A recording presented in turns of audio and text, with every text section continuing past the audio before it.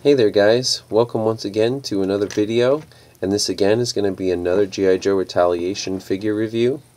I promise I'll be back again soon with some of my customs. I'm kind of backed up on some customs and I need to get back into doing videos of them, but for now I'm kind of tiding myself over by doing Retaliation reviews. Also, I'm kind of excited about a lot of these figures. Some of them are the ones I'm doing reviews on, but also I'm excited about some of the new ones coming out later on this year. Today we're going to be looking at the G.I. Joe Retaliation Cobra Dark Ninja figure, and this figure is another one in the Wave 3, I believe. I could be wrong, and it's one of those that's really going to be sought after by collectors, just like the Red Ninja that came out in Wave 1.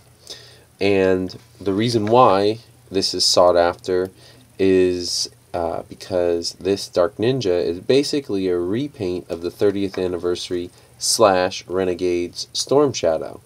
And unlike the Red Ninja, which had some different parts, some of those parts included the bottom legs were slightly different with a knee pad, and the feet had a different joint down here. This is just a straight up repaint of that Storm Shadow figure, which was pretty much ninja perfection in my opinion, and a lot of other people's opinions as well. So let's take a look at him. This figure is painted mostly in a dark gray, and it has a lot of black highlights. The face mask is black, the shirt underneath his gi is black, his belt is black, his tabai boot wraps down here are black, and his gauntlets are black, and his belt is black. So it's kind of a neat little design, and of course we have the fantastic red dragon on the front. And that leads me to a point that I want to make about this figure. This really shouldn't be called Dark Ninja, which is what it says on the box. This should be called Black Dragon Ninja. Now the Black Dragons were an offshoot ninja clan that were, I believe, and I could be wrong, were actually introduced with the Adventure Team way back in the 70s, I believe.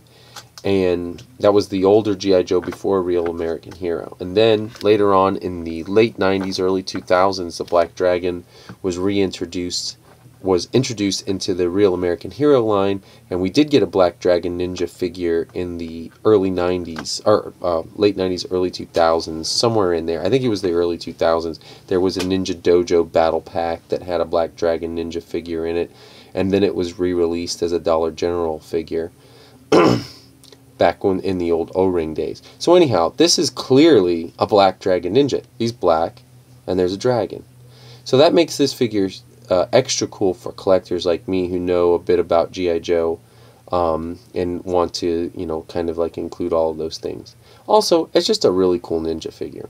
So accessories that he comes with, I don't really even have them available. Some of them were kind of cool, like the claws that he has here. Those were pretty cool. I like these particular claws because they are painted and they do stay on the figure very well. He came with one of those cruddy backpacks with the double sheath with the ninja sword, the really skinny ones that a lot of these figures are coming out with. I do not care for that. And he also came out with the blades that came down, that came out, I believe, with the Pursuit of Cobra Wave 1 Storm Shadow, what we call the Prince of Persia Storm Shadow. I think that's what it came with. It could have been the Wave 3 or Wave 2 Storm Shadow. I don't remember. There's so many of them now, but those are pretty cool too. They look a little odd when they're on the figure, though. I prefer these claws overall. And he did also come with the zipline thing, which I just toss into the bin. I don't use. But what I really think is neat is in the Cobra Invasion pack, there was a Storm Shadow figure, which the Storm Shadow figure wasn't all that great, but he did come with this. And this is the backpack that came with the 30th anniversary Storm Shadow figure.